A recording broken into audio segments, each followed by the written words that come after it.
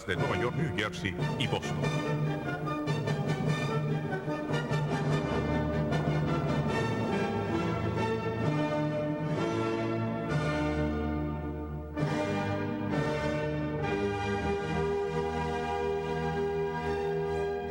Saludos dominicanos en todo el territorio de la República y en ultramar, en la costa este de los Estados Unidos de América, e igualmente a todos sus habitantes de habla hispana. Hoy jueves 1 de mayo del año 2003 les traemos otra edición de Agenda Nacional.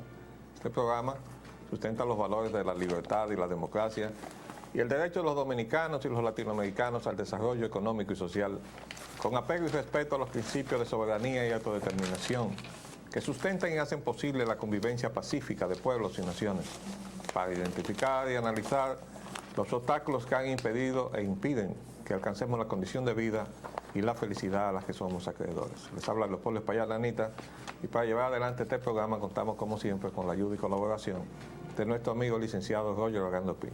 Muy buenas, Roger. Muy buenas, muy buenos días. Muy buenos días. ¿Cómo estás? Bueno, hoy tenemos como invitado al doctor Guillermo Hernández. Con él vamos a hablar sobre el coronavirus y sobre la situación nacional dentro de unos minutos.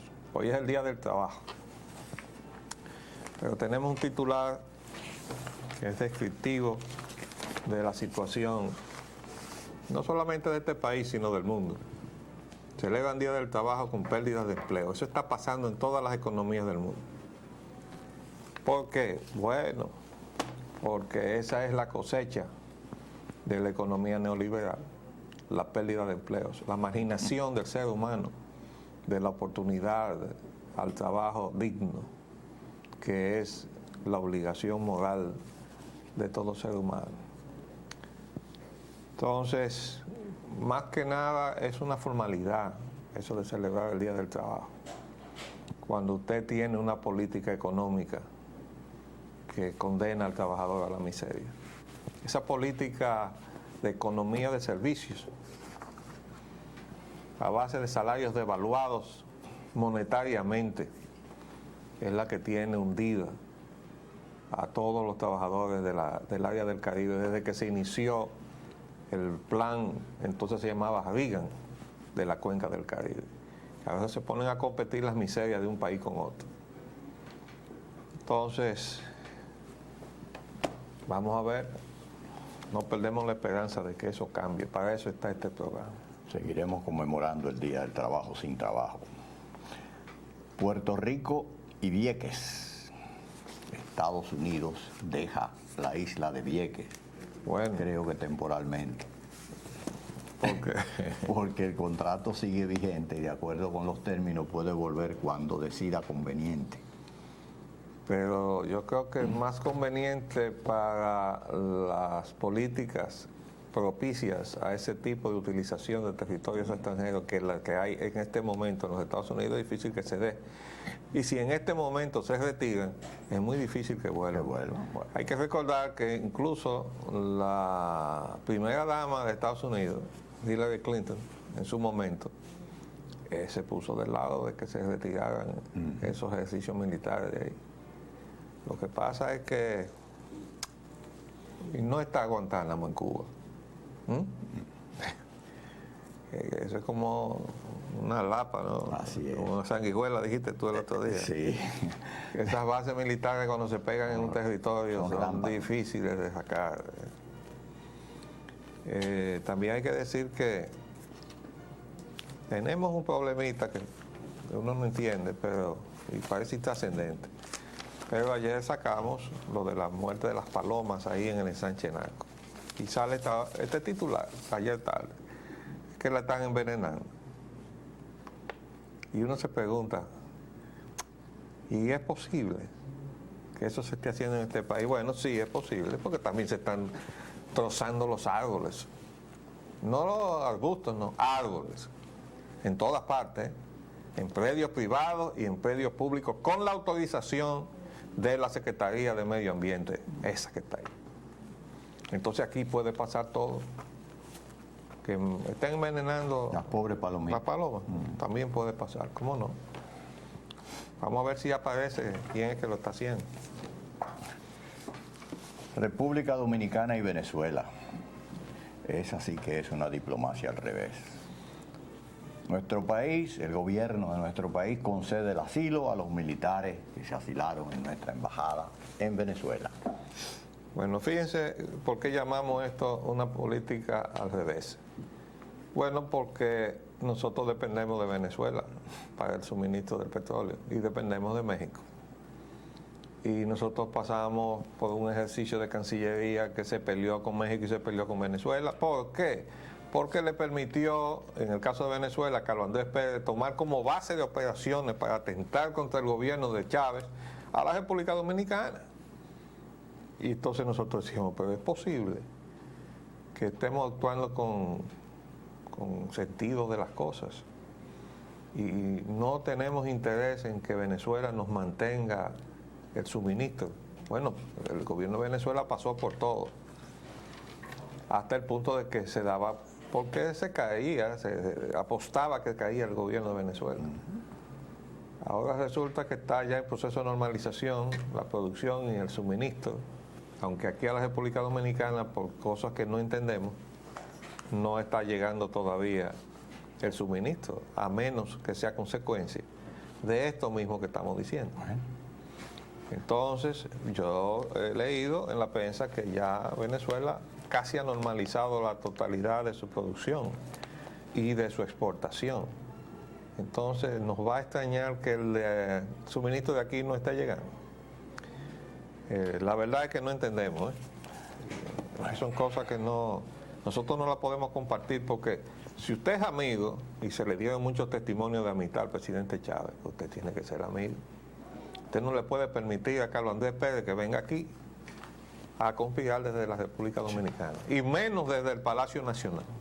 Y mucho menos a dos protagonistas del derrocamiento efímero, pero derrocamiento del gobierno que está ejerciendo el poder. Que se supone que somos gobiernos amigos, de pueblos amigos, por aquello que no es lo mismo la mitad de pueblo a pueblo que la mitad de gobierno a gobierno, ¿no? Liberando a Irak, entonces pasamos ahora a los liberadores. Estados Unidos mata otros 3, donde ayer mató 15. Es decir, bueno, lo de ayer 18. es porque es la fecha del periódico de ayer tarde y se refería a anteayer. Imagino que debe haber un día más por el medio por el asunto de la diferencia horaria, ¿no? Pero ciertamente, si la idea que tiene el gobierno de los Estados Unidos de liberar a Irak es matar a los iraquíes, bueno, pues está teniendo un éxito rotundo. Ha matado a 6 niños. 6 niños. En el grupo ese de 15 que mató en la primera tanda, había 6 niños. Yo quisiera saber si las fotos de esos niños están circulando en la televisión y en la prensa de los Estados Unidos. Evidentemente. Para que el pueblo norteamericano se dé cuenta de en qué fue que fue embarcado, porque fue que embarcaron al pueblo norteamericano en apoyar eso. No se sabe exactamente en qué medida, porque también vimos las manifestaciones masivas por donde quiera en contra. Pero, obviamente, metido en miedo con esas permanentes alertas de que hay actos de terror en agenda para repetir aquella barbaridad del 11 de septiembre. Entonces el pueblo norteamericano ha dicho, bueno, pues si esos son nuestros enemigos, hay que acabar con ellos. ¿Y dónde están las pruebas de que Saddam Hussein fue responsable de los atentados del 11 de septiembre? No fue Osama Bin Laden. Y después de Osama Bin Laden no aparecieron 2 más, y el último se dice, ese sí fue el verdadero autor intelectual del asunto. Entonces Osama Bin Laden no fue. Pero mientras tanto el pueblo afgano fue aplastado a bombas, a bombazo limpio. Y ahora el pueblo de Irak. Entonces allí están los soldados, que hay que decir una cosa, en cierta forma, y si poniendo bien lejos las circunstancias, los soldados son también víctimas de sus circunstancias. Porque muchos de esos soldados son muchachitos. Apenas. Y esos son niños que deben estar muy asustados allá. Y un soldado asustado es un soldado muy alegre con el gatillo. Peligroso. Entonces, eso es parte del asuntito que está pasando ahí. Hubo ayer un señalamiento por uno de los canales europeos que dice que con la intervención de los Estados Unidos para liberar a Irak de la opresión y del asesino Saddam Hussein, se habían sacrificado el triple de las vidas que Saddam Hussein en 42 días, que Saddam Hussein había sacrificado en 22 años de ejercicio de poder. De tiranía. Así es que el balance parece que por ningún lado da positivo. Bueno, Todo aquí da hay otros títulos. Dice, iraquíes acusan a soldados de Estados Unidos de matones y cobardes. Esta es la cadena AFP, claro que no era una norteamericana. Y dice, los iraquíes se muestran cada vez más enfurecidos contra los soldados estadounidenses, acusándolos de ser cobardes y de tener el gatillo fácil tras la muerte de 16 personas el lunes y el miércoles en Fallujah, cerca de Bagdad, y de otra veintena en Mosul Norte a mediados de abril. Líderes religiosos musulmanes de Fallujah, 60 kilómetros de Bagdad, donde este miércoles los soldados norteamericanos mataron a 3 personas, dijeron a la AFP que pidieron a las tropas de Estados Unidos que se retiren de esta ciudad. Por otro lado, dice aquí otro reportaje, paz engañosa en Irak. Cuando uno ve a los iraquíes cortándose tranquilamente el pelo, arreglándose la barba en las peluquerías, podría pensar que al fin volvieron la paz y la seguridad. Sin embargo, la primera impresión engaña. Creo que a la caravana de Rumsfeld le largaron unos tiritos. Sí, y hubieron 5 heridos. Bueno, en la televisión escuché yo que hubo un atentado con 2 granadas a un grupo, ¿no?, de soldados que tenían un punto, ellos le llaman compound, eso es una especie de concentración. De concentración, de vigilancia, y le tiraron 2 granadas y hay 5 soldados heridos. Esa situación de que ellos están ahí para liberar al pueblo iraquí se va a hacer cada vez más evidente en su falsedad. Y la única salida es que se vayan los Estados Unidos de allí. Y se olviden los objetivos de petróleo y todas esas cosas que tenían de antemano, y además los estratégicos. Ya abandonaron lo de las 4 bases, ¿no? Pero ellos lo van a poner por ahí cerca. Sí, de seguro que sí. En Bahrein seguro que abren, porque ellos ya se están retirando de Arabia Saudita. Sí. Entonces esa área no la van a dejar desprovista de la protección que ellos le llaman estratégica, ¿no? Salto al vacío de la seguridad social nacional. Posponen para junio el inicio del nuevo sistema de pensiones. El Consejo de Seguridad Social se declara en receso y no está nada claro lo del régimen de seguridad social, al contrario. Eso está en el periódico de hoy y realmente eso es lo que hemos venido diciendo nosotros. Bueno, por fin alguien decide recoger esa posición y lo pone en uno de los titulares de hoy. No está claro. Bueno, ¿cómo va a estar claro? Eso es una situación realmente difícil de entender, ¿no? Y no tiene respuesta, más que conflictos. Ahí va a haber muchos conflictos. Ellos aquí, desde luego, en el reportaje, enfocan el sistema, algunos conflictos que hay con los patronos, el sistema de pensiones, pero que fue que le metieron velocidad a la cuestión de las AFP para que los bancos manejaran eso. Y lo importante era eso y rápido. Lo otro, bueno, eso se puede ir dejando. El sistema o funciona o no funciona. Y si no está completo, no está funcionando. Aunque a los bancos les vaya muy bien. Lo demás sería un ahorro obligado, ¿verdad? No un sistema de seguridad social. Sí, un ahorro obligado en mi banco. En mi banco. Ofendiendo la hospitalidad dominicana. Los funcionarios del gobierno rechazan la declaración de delegado de la Unión Europea. ¿Qué tal? Bueno, reaccionaron. Gobierno niega irrespeto con empresas extranjeras. Se pronunciaron el secretario técnico, Carlos de Pradel, y el director de la Oficina de Promoción de Inversión Extranjera. Pero el canciller no ha dicho esta boca es mía. Nada. Porque es la voz autorizada. Habló un embajador ese señor embajador debió haber sido llamado inmediatamente a la Cancillería, si aquí hubiera Cancillería. A lo mejor se ha hecho, pero no se ha dicho. Vamos a darle un par de días a ver si el canciller, el nuevo canciller, antiguo gobernador del Banco Central, habla. Mientras tanto, aquí los que hablaron dicen que el gobierno niega irrespeto. Dice el secretario técnico de la presidencia que el embajador de la Unión Europea, Miguel Amado, generalizó un caso que estima es totalmente particular. Parece que se refiere al problema de la recogida de basura. Pero yo pienso que se están poniendo un poco adelante también con el asunto de las distribuidoras. Acuérdense que ha habido iniciativas incluso en el Congreso Nacional de cambiar las reglas a las distribuidoras y a las empresas eléctricas y cuestionar lo que se hizo, ya que el gobierno hasta ahora no lo ha hecho. Y la Cámara Americana de Comercio se pronunció preocupada por la posibilidad de que se le pusieran restricciones al retiro de capitales. Dice que eso crearía cierta inseguridad en los inversionistas extranjeros. Se sienten bien con la que está. Ellos se sienten bien con la que está. El problema es que el pueblo dominicano no se siente bien con las reglas que están. Es ahí el problema. Entonces tenemos que ver, entonces si no van a venir, que no vengan.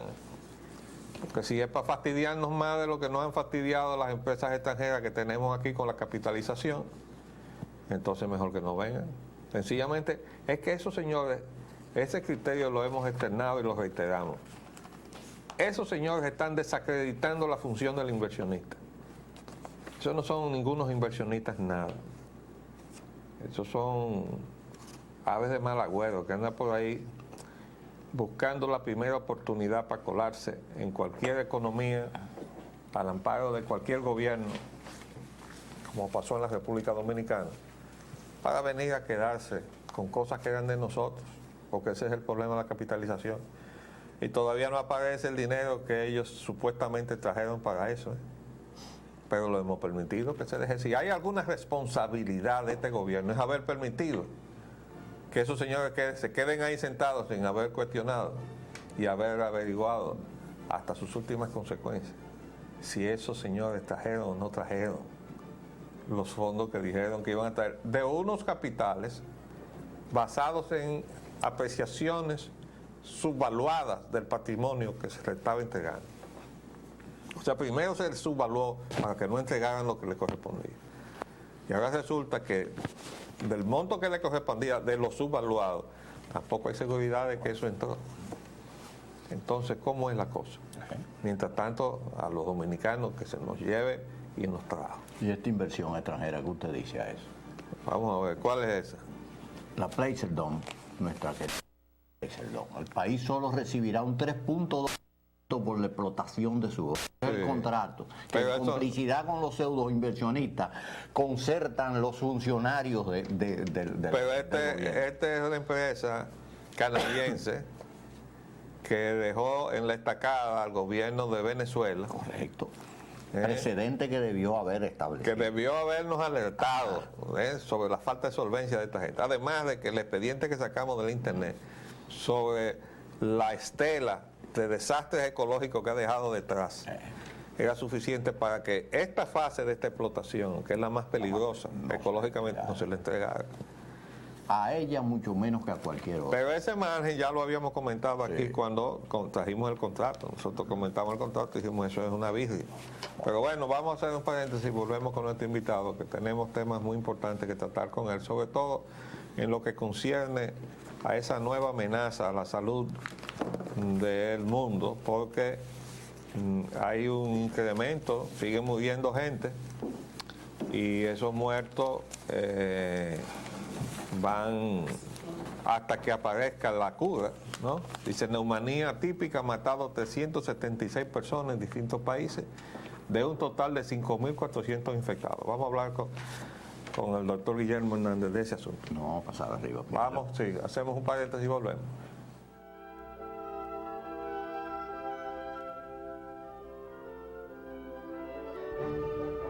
Bien, tenemos aquí a nuestro amigo el doctor Guillermo Hernández, como habíamos anunciado, y con él vamos a conversar sobre este importante tema de la neumonía típica. Muy buenos días, Guillermo. Buenos días, agradecidísimo de estar aquí en Agenda, una vez más de las cuantas veces que hemos llegado. Sí, hombre, siempre interesantes tus intervenciones. Aquí nos dan la última contabilidad. Dice que se han registrado en Hong Kong 157 muertos, en China continental 159, en Singapur 25, en Canadá 21, Vietnam 6, Taiwán 3, 2 en Malasia, 2 en Filipinas y 2 en Tailandia. 376 personas de un total de 5.400 afectados. ¿Qué tú nos puedes decir sobre este asunto? Fíjate, probablemente este coronavirus que ha venido a afectar al hombre por primera vez en la historia, porque esto es una enfermedad de pollos, pasa a ser una zoonosis. Y por eso yo la trato, que no soy médico, yo soy médico veterinario. Y le he dado un poco de seguimiento, porque el primer temor que me asalta es que no tienen realmente una fecha específica de cuándo ocurrió el primer brote, si fue en noviembre, si fue en febrero. Esas son cifras de los casos registrados. Pero abúndanos un poquito sobre eso que tú acabas de decir, que esa es una enfermedad. Escúchame, esas son cifras de casos registrados por la Organización Mundial, no de los casos que han ocurrido. Son los que se han reportado. Y sobre todo cuando esto comienza con un cuadro sintomático muy parecido a una gripe normal, un poquito virulenta. Yo me tengo el temor de que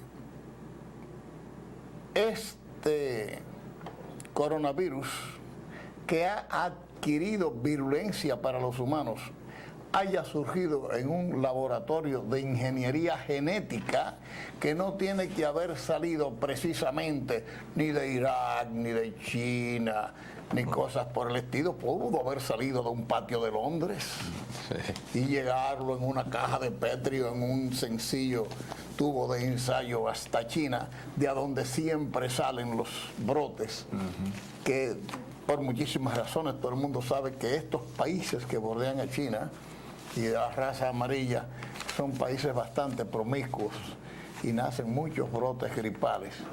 Estos brotes gripales son agentes etiológicos que atacan precisamente las vías respiratorias, que es lo que pasa con este coronavirus, que causaba enfermedad respiratoria en pollos confinados, no en pollos a su libre albedrío de un patio. O sea que esta es una enfermedad de gallináceas. Que venía surgiendo en aves. Entonces, es muy raro que ocurra esta situación, a no ser en enfermedades que son realmente zoonóticas.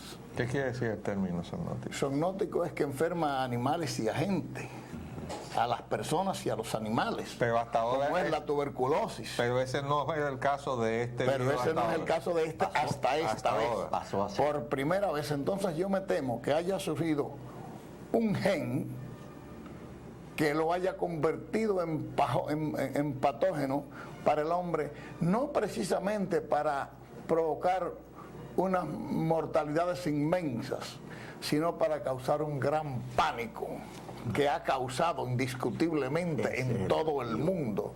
Cuando ustedes ven que ya en Toronto, por ejemplo, anda gente con mascarilla, que es una inocencia ponérsela, es una ignorancia, perfectamente pueden decir las autoridades, no usen la mascarilla, porque esto es una enfermedad que se contagia, que se pega, como dice la humanidad, por contagio directo. Es decir, estamos hablando, yo estoy enfermo, hablando aquí, se forma un campo más o menos contagioso.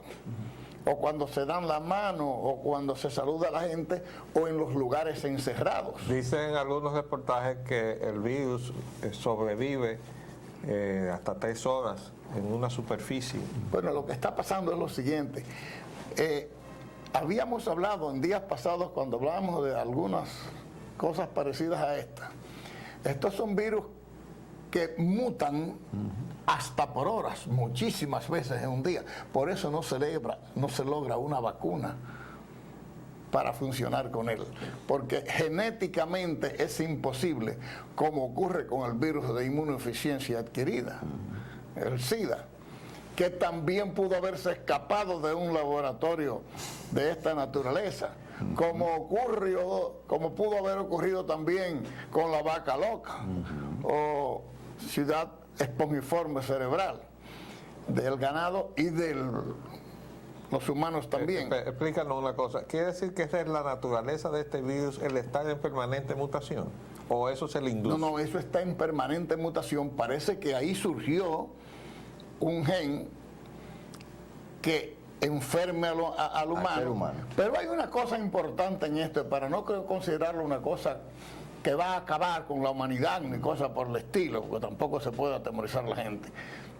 El virus no obedece, por ejemplo, a antibióticos y afecta más a las personas que encuentran en condiciones débiles o pasto más sublime para atacarlo. Si esto le llega a un tuberculoso, si esto le llega a un fumador impenitente, si esto le llega a un elemento que tiene otro tipo de problema, por ejemplo, un asmático y cosas por el estilo, es muchísimo más grave. O a gente muy mal alimentadas, o a gente que vive en conglomeradas, pero imagínate, nuestra América la tienen más de un 60% vive en condiciones de una promiscuidad extrema, y a mí no me digan que una pobre persona que vive en un patio de Maiquiteria se va a poder defender de esta enfermedad como nosotros, si le llegara. Claro, porque el hacinamiento en los barrios marginados... Es decir, todo depende de a quién ataque.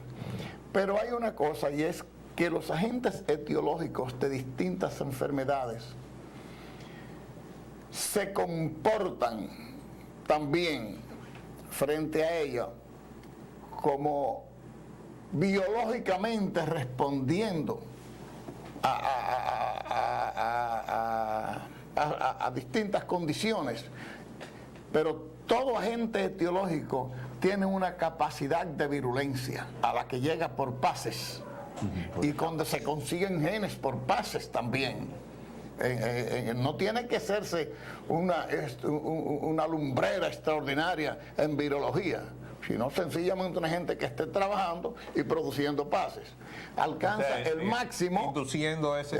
alcanza el máximo de la virulencia, comienza a enfermar, quizás aumente un poco más a medida de los pases son los distintos enfermos, pero cuando llega al punto pico, comienza a descender la virulencia, y eso va a ocurrir con esta enfermedad, como con la gripe asiática aquella del 57 que todavía recordamos, o aquel dente benigno de principios de los años 50, creo que el 53-54, que también nació de China, porque no sé... China tiene la mala suerte de que... Pero no es la mala suerte, son razones lógicas. Tipo lógico. Pero hay algo más que yo te voy a decir, como puede serlo también cualquier cordón de miseria de América Latina. Claro.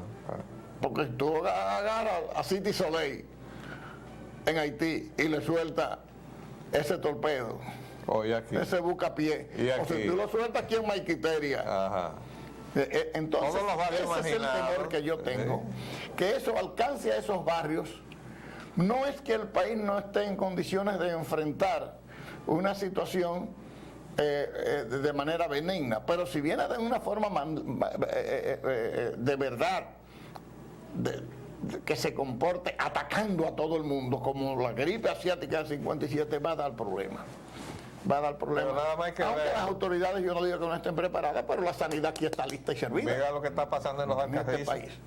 Ahí hay una gripe. La infraestructura de bueno, salud, y hay quien haya dicho que ese es el tipo de gripe que hay en los Alcarrizos. Nadie tenemos las condiciones para decirlo ni la seguridad de eso, pero ¿por qué no puede ser? En China, por ejemplo, señores, se cerraron universidades, se cerraron campos deportivos, se cerraron oficinas públicas, restaurantes. Ayer, en el Día del Trabajo, nadie salió en la calle. En Toronto vendieron las boletas del juego de pelota a peso, a dólar canadiense, que son 80 y pico centavos de Estados Unidos, para que entrara la gente al play, porque estaban listos. Y los peloteros, con muchísima razón, llegaron a los hoteles el Texas que estaba jugando allá, y llegaron a los hoteles y no salieron a los hoteles más que para el play. En el play no hablaron, no formaron tertulias y del play para los hoteles, porque es normal, causa un pánico extraordinario que lo ha causado en el mundo, y ya hay compañías aéreas que comienzan a dar síntomas de quiebra como consecuencia de esa situación. Bueno, la mayor concentración que se puede dar de cualquier virus o bacteria o de esos patógenos se da en un avión. Imagínese usted durante horas de vuelo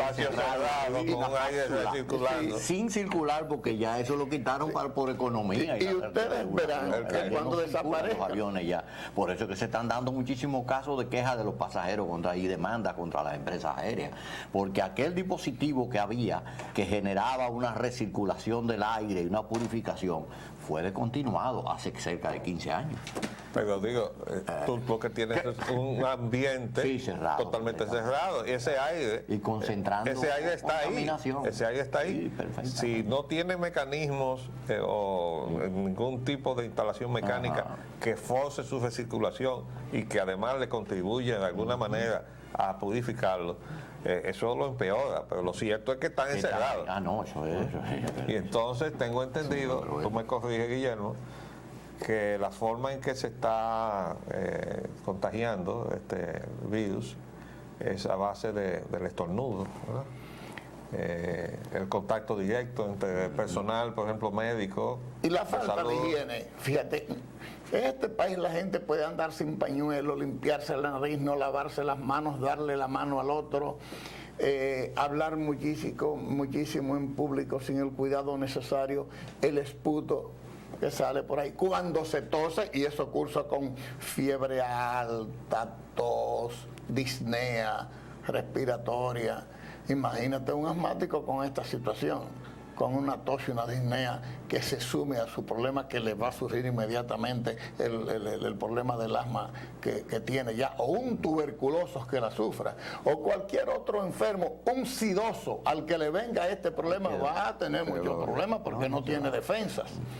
Sí, bien, pero hay muchos virus, muchos agentes etiológicos que hacen función de virus en este país, que están comiendo la sociedad dominicana, que podríamos hablar un poquito de eso y que a mí me interesa. Por ejemplo, este es un país que vive un auténtico caos económico, con un porcentaje de desempleo que tal vez no lo habíamos visto nunca después de desaparecido la era de Trujillo, con un costo de vida elevadísimo y con una inmensa cantidad de gente de la clase media arribando a la pobreza. Así es. Con una amenaza de reelección presidencial cuando no se ha logrado hacer mucho por la clase pobre, que fue la avanzada de campaña de nuestras autoridades gubernamentales.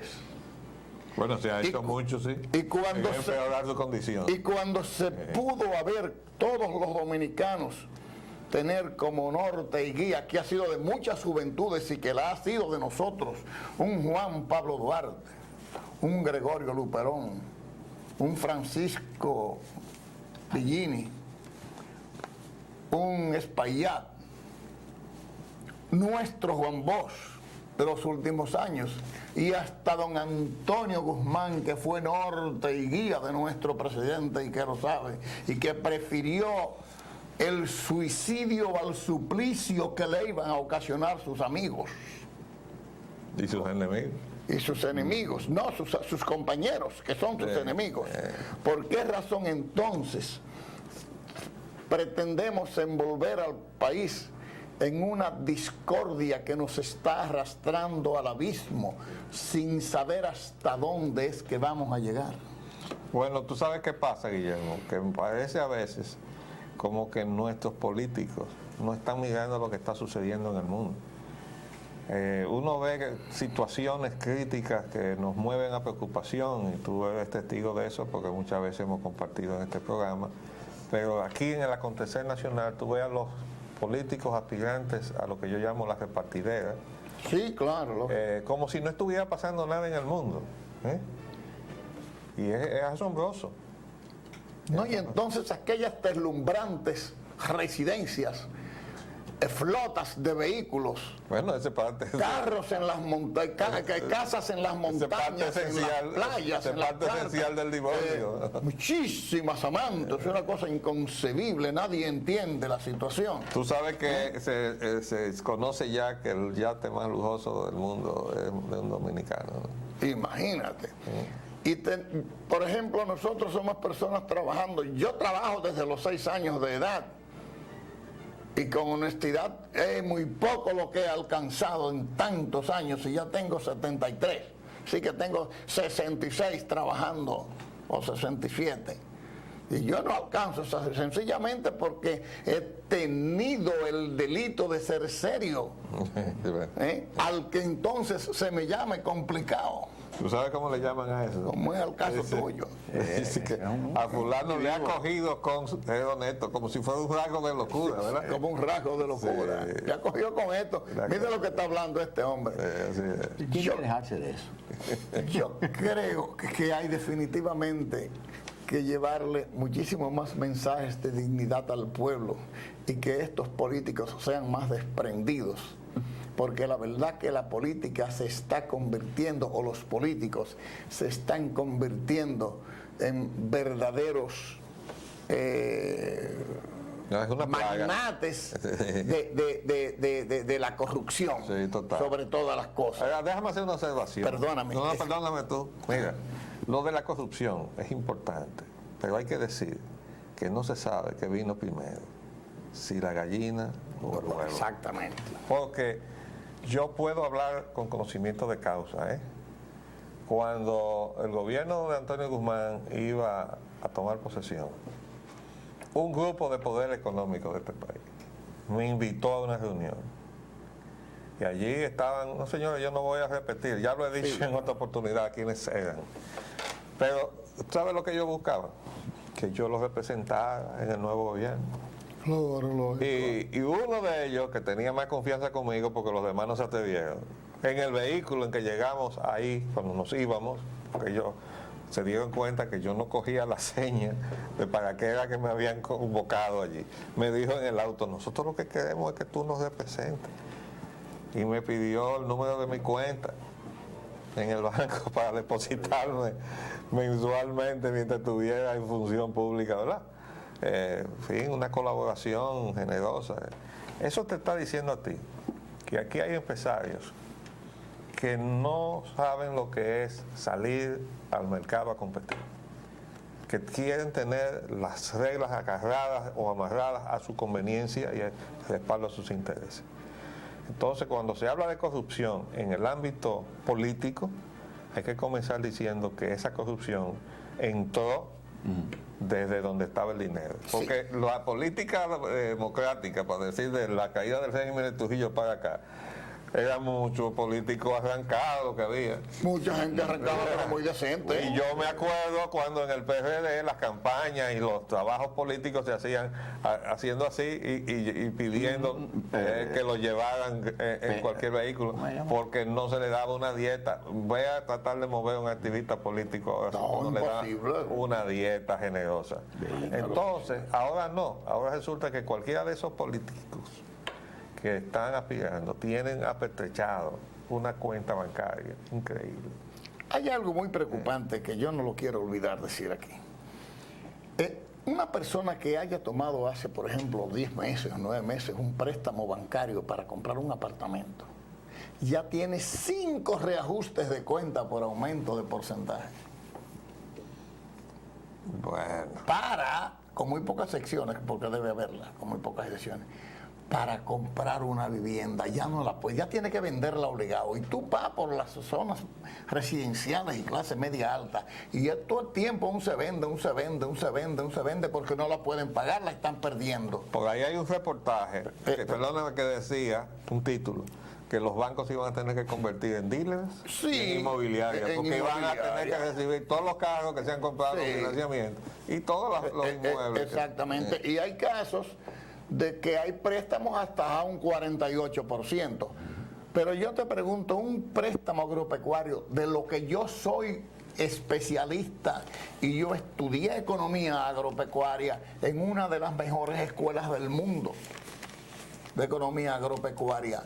En este medio, un préstamo sobre un 12% para agropecuaria no es rentable bajo ningún concepto.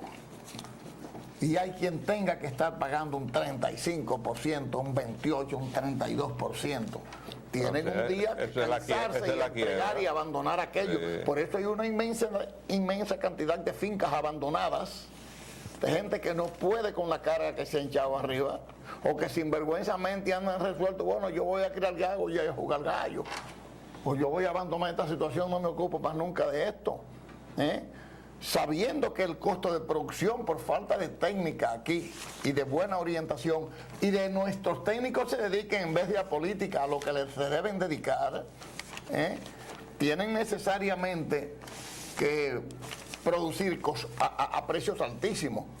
Cualquier cultivo aquí es más caro que en cualquier otra parte del mundo por el alto costo de producción. No puede competir con nadie. En los mercados internacionales, con nadie puede competir. Es una situación gravísima. Óyeme, hablar de competitividad, cuando usted tiene absolutamente todos los factores de costo en contra, es sencillamente un absurdo. Eso no tiene ningún sentido. No tiene sentido. Porque competitividad se da entre elementos que tienen factores semejantes. Tú en el deporte sabes que no puedes poner a competir a, digamos, un peso pesado en el boxeo con un peso mosca, no te lo permiten las reglas del deporte. Puede haber competitividad entre dos factores tan disímiles. Lo mismo está pasando en la economía. Claro. Pero nos han impuesto esa tesis, esa premisa injusta de poner a competir al grande con el chiquito, al fuerte con el débil, al rico con el pobre, y desde luego para que se produzca la extinción del más débil, del más pobre. Y definitivamente desaparecerá la clase media. El darwinismo económico, que es implacable. Nos han hecho señas que se acabó el tiempo. Tendremos que seguir en estos temas tan interesantes con el amigo. Resultó corto tanta Guillermo Hernández. Es que los temas son, cuando son así, el tiempo se va. Pero volveremos, sin ninguna duda. Les hablamos Leopoldo Espaillat Lanita Y Roger Uganda. Hasta luego.